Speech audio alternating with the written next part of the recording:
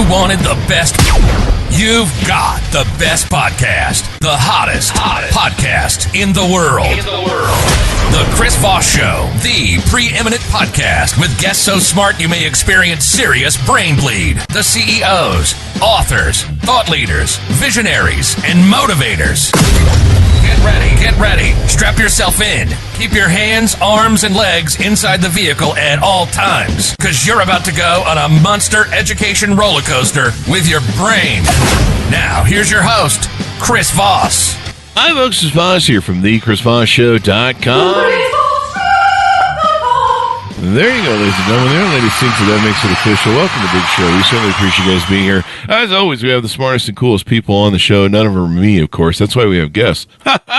Well, welcome to the show. Go to goodreads.com/Chris Voss for your family, your friends, and relatives. Remember, there's a Chris Voss Show downline, MLM, so you need to have 5 people you refer to. Our LinkedIn.com/Chris Voss, Facebook.com/Chris Voss, and I don't know, where is crazy place we're in on the internet. Just remember, it's in the contract, folks. The show is free, but you have to have 5 people in your downline.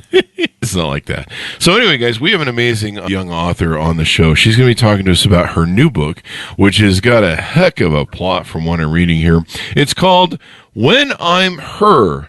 It comes out March 26th, 2024. Sarah Zachrich Jeng is on the show with us today. We'll be talking about her book, and man, this plot that she's got here going is a doozy. It is a doozy. It'll make your head spin when you hear about it. She grew up in Michigan and always had a flair for the morbid and mysterious. Her. For her dad's 35th birthday, she wrote a story entitled The Man Who Died at 35. Wow.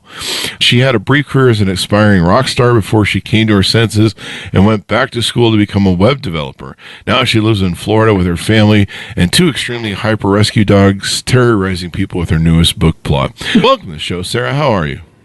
I'm great. Thanks for having me. Thanks for coming. We really appreciate it. Give us your .coms, wherever people can find you on the internet.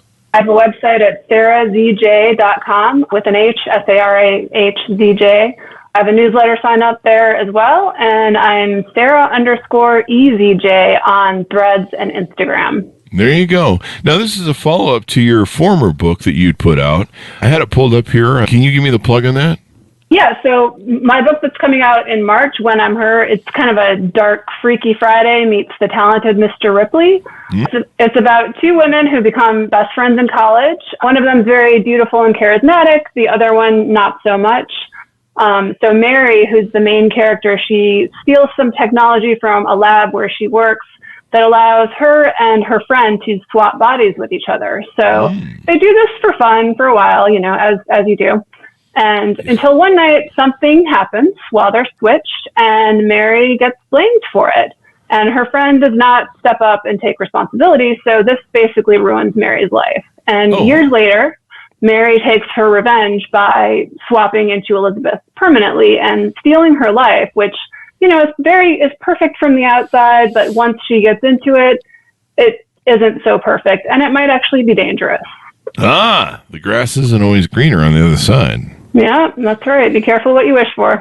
Be careful what you wish for. You might just get it. Yeah. Metallica. So how did this plot come to you? I mean, like I was joking about earlier, who hurt you? You've written 2 books now. The other one was called The Other Me. It was very popular and got great rave reviews. Right. What inspired this? So, it was... My editor and I were kind of kicking ideas around for my second novel after The Other Me. And I was kind of thinking about, how women are kind of set up to envy each other a lot of the time, even when they're friends, they're kind of in competition, and those feelings that can happen with that. And like how you kind of always want what you don't have, and how that's sometimes kind of a trap because you never know what someone else is going through. Yeah. So I was just thinking about all those kind of ideas, and the plot came together through several different drafts. So I made sure to put lots of twists and turns in there. Just reading the description on Amazon made my hair stand on my arms. I was like, Holy crap! This is You wouldn't want to swap bodies with someone? no, because you don't know what That's I've been on Facebook. I've seen what other people are doing and kind of have a feel for it and stuff. And I'm like, I don't know, that could turn out bad. I'm doing bad enough on my own. I don't need anybody's help.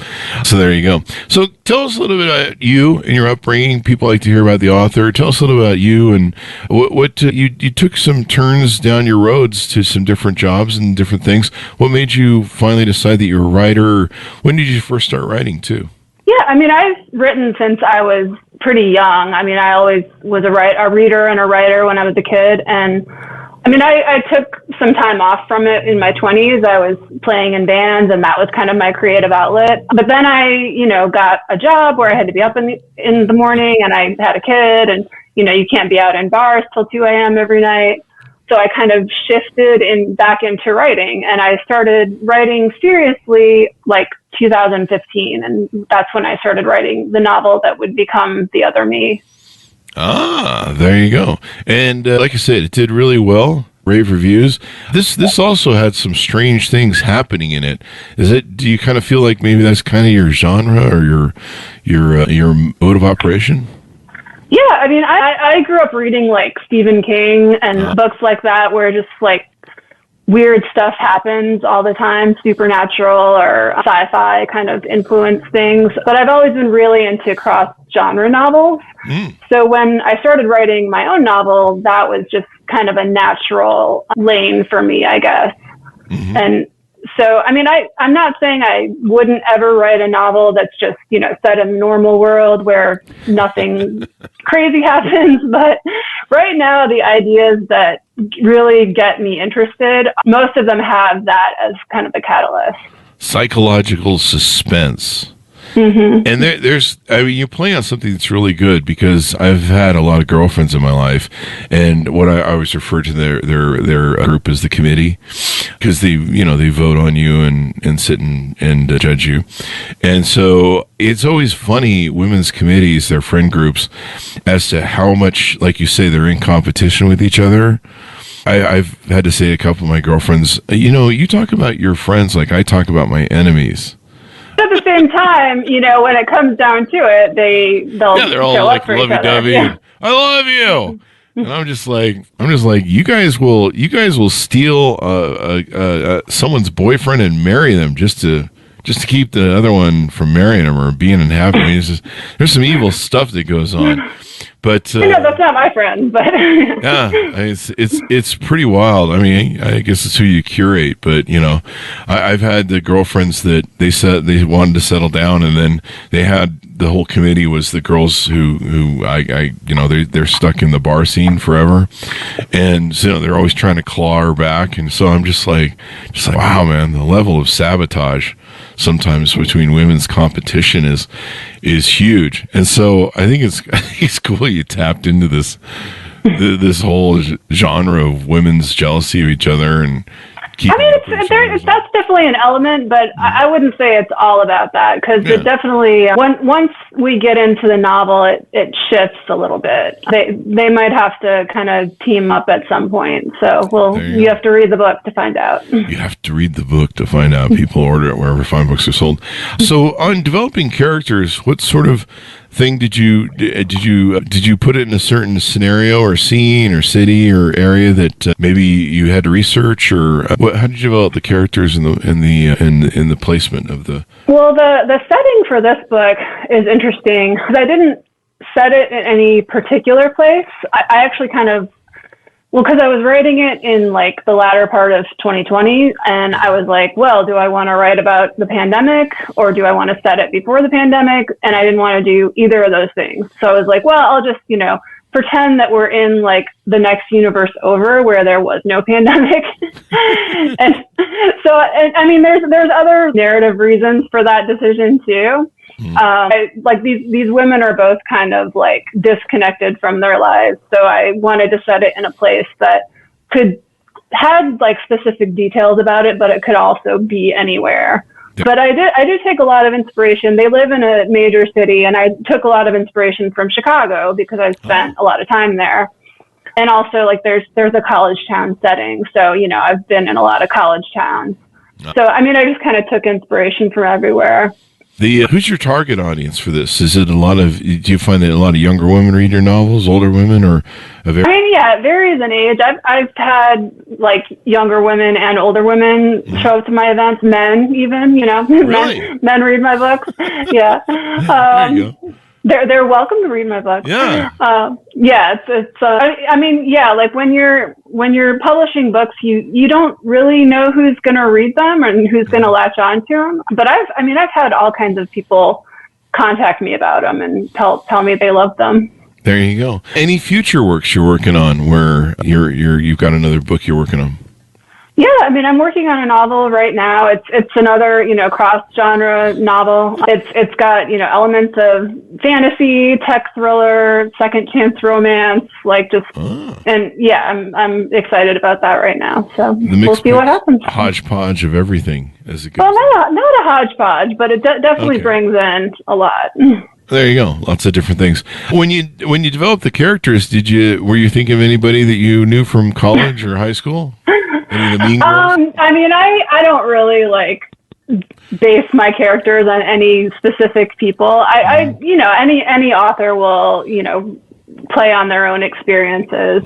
But I was thinking of, I mean, I've had friendships and I've probably had my heart broken more times by friends than romantic partners. Oh, really? But you know, it wasn't any particular incident that I was thinking of or anything like that. I don't know. My imagination came up with a lot of things, so I didn't need to mine my past. But I wonder if there's a lot of people who fantasize about switching bodies and switching lives. You know, we live in this Instagram world where everybody seems to be perfect.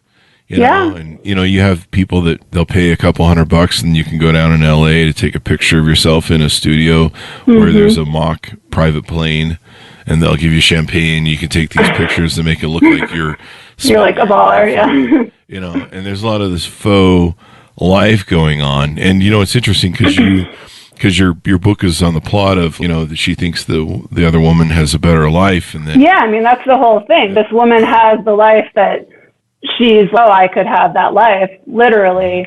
And I mean, yeah, the whole idea is that it's not really going to be what you think. And because this is a thriller, it kind of takes that to the extreme and makes it, you know, life-threatening. So yeah, that's always good to have your life threatened every now and then. Kind of sure, yeah. Keeps you sane, yeah. Yeah, we do that on Fridays around here. So you know, yeah, in today's world in Instagram, everybody has FOMO, fear of missing out. There's a whole keep up with the Joneses thing going on. Yeah. So I think you really tap into kind of the mentality of a lot of people who, you know, they really believe some of these Instagram people that, you know, they're putting up this life, and then later you see that, you know, the whole thing's a fraud. I think I was thinking there was some big motivational dude recently who was outed by the Atlantic, and they're like, yeah, his origin story, everything's built on as a complete fraud. Yeah. And, you know, the people are like, well, this whole thing is BS then. Yeah, and the thing, like, I've heard about social media, it's like you're seeing someone else's highlight reel, you know, and while you're living your, you know, cutting room floor stuff.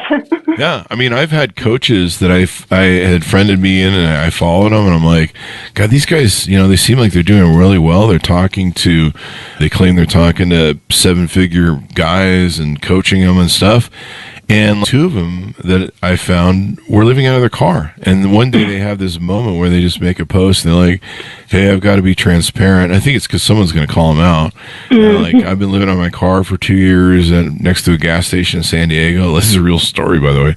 And I'm just like, holy crap. I've been sitting here kicking myself thinking you were successful this whole time. And I'm like, maybe I'm doing things wrong. And turns there's the whole like fake it till you make it thing too. Yeah, it's the whole fake it till you make it thing. So there you go. Any other teasers out of the book that you can tease out?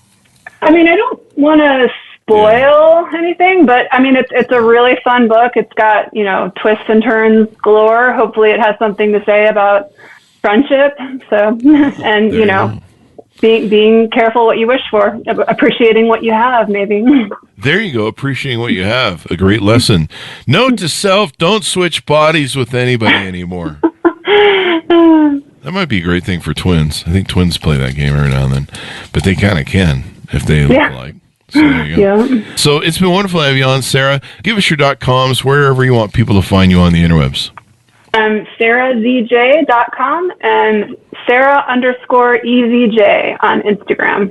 There you go. Order it up, folks, wherever fine books are sold. This thing sounds like a hell of a thriller. I just read the description and I was just like, oh my God, this is going to be wild. When I'm Her comes out March 26, 2024. You can find it wherever fine books are sold. Go to goodreads.com/Chris Voss, linkedin.com/Chris Voss, Chris Voss one, the TikTokity, and all those crazy places on the internet. Thanks for tuning in. Be good to each other. Stay safe. And we'll see you guys next time.